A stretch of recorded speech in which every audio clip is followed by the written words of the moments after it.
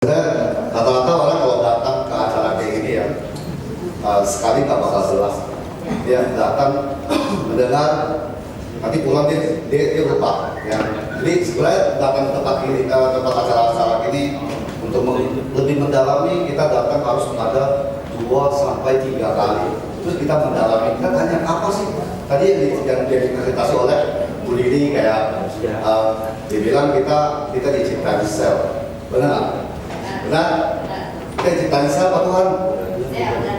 Tuhan ciptaan pertama Adam dan Hawa, itu benar. Selain itu kita yang proses kita sendiri.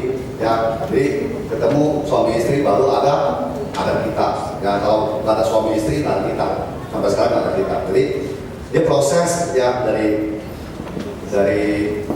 bentuk selnya itu membentuk jantung dan sebagainya ya di dalam tubuh kita supaya kita ada jantung, ada paru-paru, ada mata, ada rambut ya. Jadi dari ujung kaki ke atas rambut ini semua dibentuknya sel. Kita bisa lihat banyak orang yang sudah masuk ke 30-an, 40-an, rambutnya sudah mulai berubah ya. Terus sudah mulai rontok ya. Terus ada keriput ya. Terus mulai botak ya. Atau bapak ada yang bilang botak ya. Bapak bilang sendiri, saya nggak mau ya. Jadi sebenarnya awalnya saya nggak paham apa itu sebenarnya rontok rambut tahu cepat itu sebenarnya kita ada penyakit ya. Sebenarnya kita ada penyakit. Saya di umur 40-an saya rontok rambut itu paling cepat ya. Paling cepat rontok rambut saya itu di umur 40 ke atas. Rupanya rambut saya rontok cepat itu adalah masalah ginjal saya nggak sehat. Jadi rontoknya itu cepatnya luar biasa gitu. Pegang-pegang tarik keluar, pegang-pegang tarik keluar. Ke dokter bilang apa? Kayaknya dia bilang. Dan terus saya bilang, dok ada obat nggak? Dikasih obat tetes buat rambut saya. Terus saya lihat, dok kenapa? Dokter punya rambut juga botak. Terus saya bilang dia bilang apa? Ini keturunan. Jadi beda ya. Jadi benar itu saya ke rumah sakit Uri, dokternya itu kayak profesor gitu ya. Jadi dia bilang keturunan ya udah keturunan nggak apa-apa lah, tapi saya jangan keturunan aja ya kan. Jadi saya pakai tetap, tapi akhirnya apa? Tetap rontok, nggak ada solusi. Akhirnya saya ketemu produk ini. Nah, rontok rambut saya itu sekarang sudah minim sekali. Jadi dipegang ini sudah nggak ada rambut. Ya, dulu pegang ini keluar. Ya. Saya mungkin ada sedikit tambah rambut, ada tumbuh rambut. Ya. Presentasi, banyak orang kalau orang presentasi dia belum puas nggak ini? Ya. Cuma sampai di sini puas nggak? Ya. Cuma saya ngomong bagus puas nggak? Ya. Siapapun nggak bakal puas kan? Benar gitu. Yang maunya tuh ada buktinya. Kita ngomong sampai putir tuh kayak pil apa? Orang bilang pil Tuhan ya, pil dewa. Tapi sebenarnya benar nggak sih pil itu disebut sampai pil dewa? Nanti ini ada satu orang kesaksian kan? Ini saya baru pernah hari ini belum sampai 2 jam,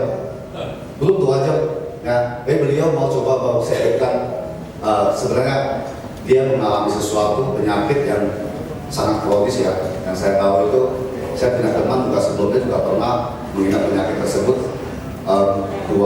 Paling bertahan 13 dan 4 bulan selesai. Nah kita nggak bawa waktu lagi, kita persilakan Ibu Ratnawati.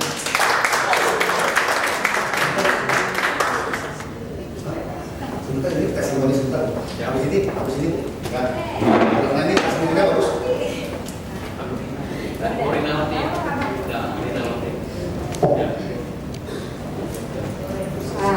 Saya walaupun sudah menempuh care, tapi namanya sebetulnya nggak boleh dirubah, belum berubah. Kesehatan saya sudah berubah sejak saya menempuh care, tapi nama belum berubah. Nanti orang tua saya marah loh. Ya. Jadi ini saya mau cerita apa? Ya, jadi Bu Rina boleh memperkenalkan diri dulu sama teman-teman yang di sini. Nama saya Ratna Setia Movanti. Dipanggilnya Rina, nggak tahu kenapa sejak kecil itu. Langsung aja. Saya setahun yang lalu, tepatnya di bulan Juni, saya divonis kanker paru-paru stadium 4. Dan awalnya saya berobat di Singapura, Saya berobat di Jakarta di rumah sakit rumah sakit 5 star lah ya, dengan dokter juga yang cukup mahir di bidang kanker. Pada saat itu saya divonis stadium 3B awalnya ya memang. Terus kemudian dikatakan bahwa tidak ada obatnya kecuali obat yang harus diminum setiap hari. Dan setelah saya tanya ke sana sini, sebetulnya obat itu juga tidak menyembuhkan, hanya saja menunda. Pada saat itu juga saya udah dikasih tahu menundanya sampai berapa lama tuh ada tertulis gitu. Saya ingat sekali dan itu sebetulnya sangat ya udah nggak ada harapan ya, kayaknya udah langsung melihat tembok kematian aja di depan kanker 3B. Setelah 1,5 bulan kawan saya mengajak saya ke Singapura karena katanya kawan-kawan saya akhirnya menemukan dokter yang menurut mereka itu cukup canggih gitu. Saya ke sana, sampai sana saya diperiksa semuanya, ternyata bukan 3B tapi 4. Jadi saya diperiksa ulang, ada PET scan, ada semua darah dan sebagainya. Sebetulnya di Jakarta dikatakan bahwa kanker saya itu sebenarnya udah nggak bisa diapain, radiasi nggak bisa, operasi nggak bisa, katanya juga kalau di kemo juga udah nggak bisa. Pada saat saya ke Singapura juga dokter mengatakan bahwa amunisinya hanya tinggal kemoterapi dan sansnya itu hanya 5%. Terus saya katakan gimana kalau 5% ini? Bagaimana kalau posisinya dokter itu di posisi saya? Menurut mereka kita coba aja, barangkali mudah-mudahan saya ada di 5% itu. Pada saat itu saya punya beberapa kawan juga dari Jakarta yang tibanya sama, sakitnya sama, kurang lebih stadiumnya sama. Jadi kita bersahabat selama beberapa bulan. Setiap minggu kita di kemo. Jadi kalau di Singapura itu memang kemonya langsung agresif kemo. Setiap minggu itu. Jadi kalau di sini kan kalau nggak salah 3 minggu sekali ya kemo, di sana tuh hampir setiap minggu. Kita berhenti di akhir November atau awal Desember, kita semua sama-sama berhenti. Memang dari awal saya pernah dengar dikatakan bahwa kemoterapi juga sebetulnya belum tentu menyembuhkan. Ya. Kebanyakan pengalaman yang ada sebenarnya dia hanya menidurkan saja. Ya. Makanya mungkin sering kita dengar bahwa posisi aman setelah kita melihat 5 tahun katanya gitu ya. Karena biasanya tidur, tetapi pada saat tidur itu mereka akhirnya membentuk sistem imunitas daripada sel ganas itu menjadi lebih ganas lagi. Jadi pada saat dia tumbuh biasanya muncul kembali entah di area mana, dan kadang-kadang dokter sudah tidak bisa lagi menyembuhkan kalau tumbuh itu karena memang mungkin ganasnya 2-3 kali lipat. Sehabis saya selesai kemo, saya diperkenalkan oleh guru ngaji saya, Bang Ustadz, kebetulan berwarga negara Singapura ya, Bapak Ibu. Singapura, nama Islamnya namanya, saya cuma ingat nama Islamnya aja, namanya Usman Abdullah gitu. Pada saat itu dia tiba-tiba dia memaksa ke Jakarta membawa obat itu, kamu minum gitu. Sebenarnya saya awalnya terus terang agak berburu prasangka gitu, ini guru ngaji bawa obat 5 juta gitu. Tapi ya sudah, saya pikir karena dia juga udah datang jauh-jauh dan dia bilang bahwa neneknya dia itu sakit kanker, neneknya udah tua dan sembuh. Jadi saya pikir udah saya minum lagi. 2 minggu kemudian dia datang lagi, minum, tambah berpikiran buruk dong saya. Ya kan, ini 10 juta 1 bulan gitu. Padahal sebenarnya kalau di-compare dengan obat yang saya harus minum setiap hari 1 butir itu kalau kita pinter cari apoteknya bisa 1 juta 100. Tapi kalau misalnya kita dapat dari rumah sakit, obat yang saya harus minum itu 1 hari 1,5 juta. Dibandingkan courtier, ada 30 juta dibandingkan 5 juta itu sebetulnya ya. Nah, saya minum 2 kali. Setelah itu saya merasa saya punya tenaga, saya punya energi, dan saya langsung bisa jalan. Saya pergi ke Bali, saya pergi ke kantor, saya mulai cari kerjaan gitu. Di situ saya udah mulai merasa ini saya ada apa nih ya, kok enak gitu. Begitu saya ke Singapura lagi bertemu dengan teman-teman yang lain, saya jalan, mereka tuh pakai tongkat, masih pakai kursi roda. Jadi efek kemo pun sebetulnya juga memang ada PR tersendiri. Jadi karena kemoterapi itu kan heavy metal. Jadi sekali mereka masuk ke dalam tubuh itu untuk proses detoksifikasinya juga tidak mudah. Pada pada bulan Februari saya terkejut 3 kawan saya, yang 2 meninggal, 1 sudah mulai mengeluh, katanya muncul lagi gitu. Jadi saya teringat, waduh benar juga ya, kemoterapi itu ternyata nggak paten gitu saya kira. Mulai panik dong saya, terus saya memeriksakan darah saya ke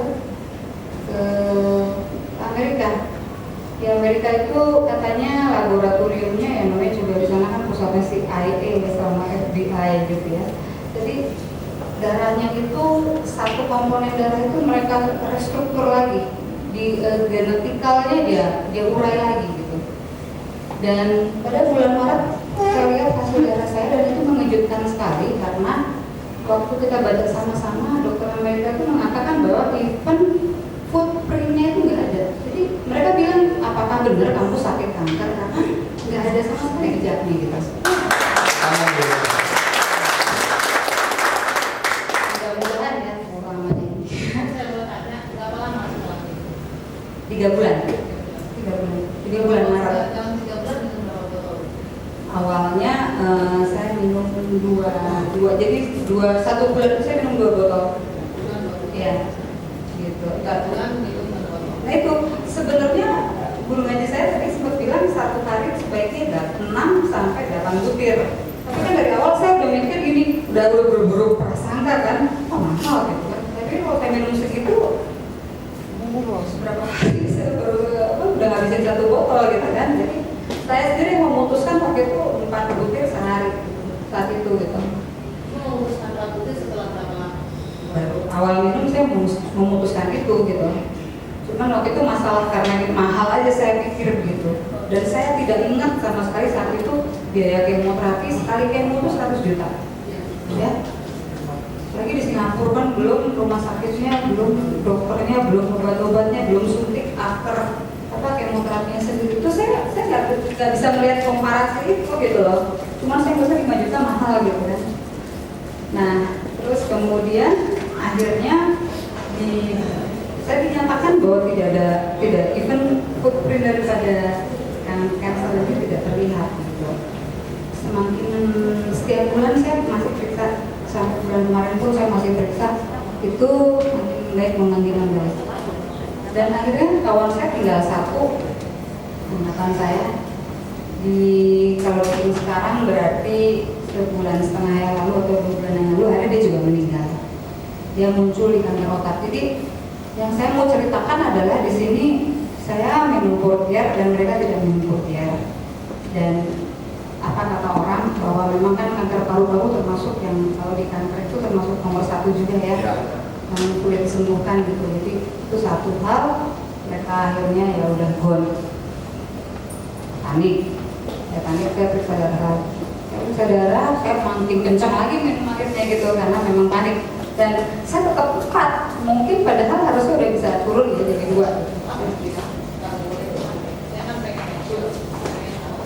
Ini benar ya, bukan kayak satu promosi.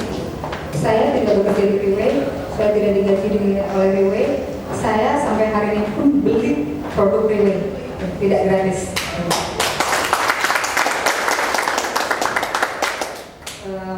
Kenapa saya mau berada di sini? Karena akhirnya saya berapa kali waktu itu diundang untuk memberikan testimoni, saya nggak mau karena saya waktu itu mikir sebenarnya siapa sih yang nyembuhin saya gitu. Ya, betul. Tapi belakangan saya merasa ini yang menyembuhkan saya. Makanya tadi juga saya bilang sama kawan-kawan saya terpanggil pokoknya kalau ada testimoni saya harus ngomong. Gitu. Terima kasih.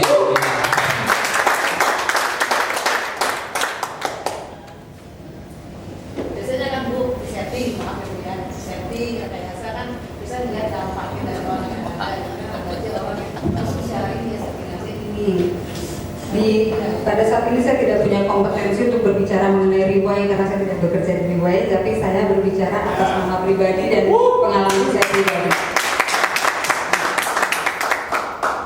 Jadi itu, terus kemudian waktu teman saya yang terakhir malah udah jadi sahabat gitu ya, buat saya akhirnya meninggal, saya periksa dan saya semakin rajin minum tepat waktu. Biasanya nggak tepat waktu walaupun ininya sama ya berapa butirnya. Dan ini terus terang ya, saya nggak tahu saya bawa hasil darah saya atau tidak. Ini lebih mengejutkan lagi. Kemarin saya ke Singapura periksa darah 2 minggu yang lalu ya, seminggu yang lalu, dan itu di darah saya saya itu untuk menunjukkan ini ya apa kanker, itu cuma dikasih tanda di bawah gitu. Tadinya kan normalnya 0 sampai 5. Saya tuh makin turun dari 0, dari 1, 0,8, 0,6. Saya cuma dikasih tanda di bawah. Saya tanya sama dokter saya kemarin, dok ini kok ada hasilnya? Kalau tanda itu berarti udah nggak tahu tuh. 0 pun saya udah nggak bisa bilang.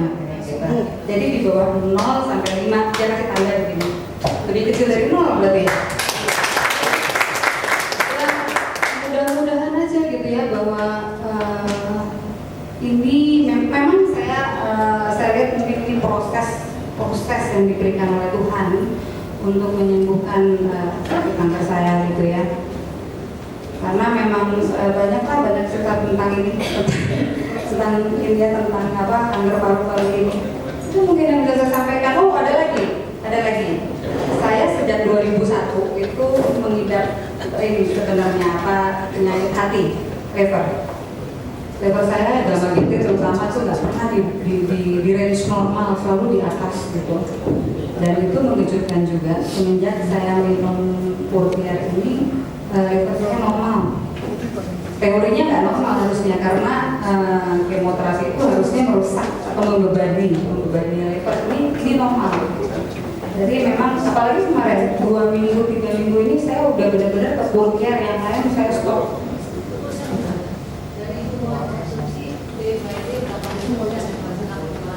Saya sih merasanya, saya tuh minum tanggal 2, saya minum sekali deh. Kemudian saya udah jalan ke Bali. Dan saya udah mulai bekerja. Yaitu saya juga nggak sadar, tiba-tiba ada undangan meeting, saya meeting. Setelah itu saya nyadar loh, saya minum. Ya, saya minum 4 setengah. Ini ada teman saya juga Chris yang selama saya sakit dia ikut merawat dan kebetulan tetangga. Jadi mungkin bisa melihat perubahan saya juga ya Chris ya.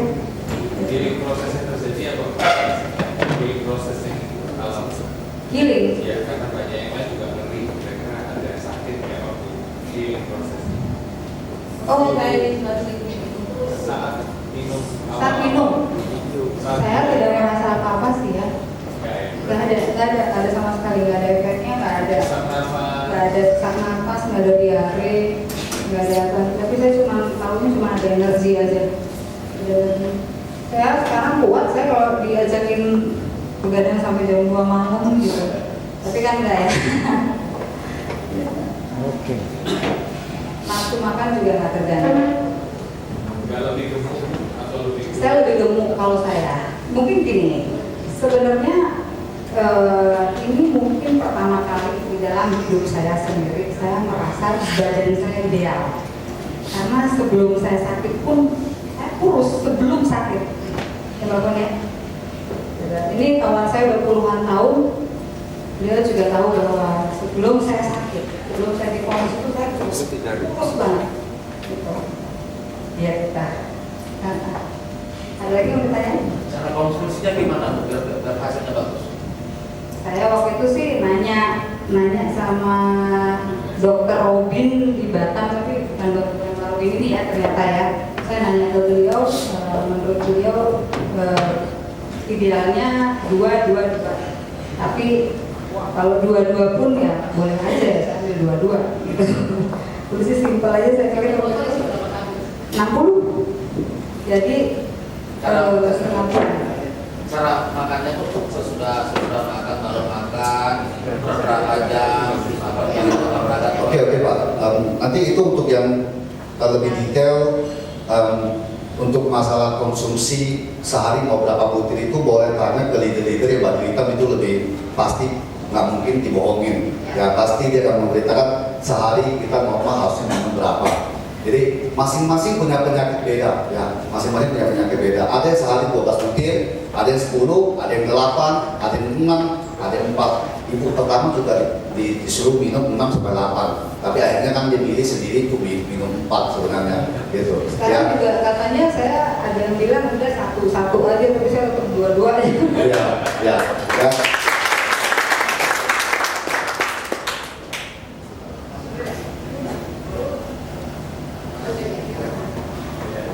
Terima kasih buat Bu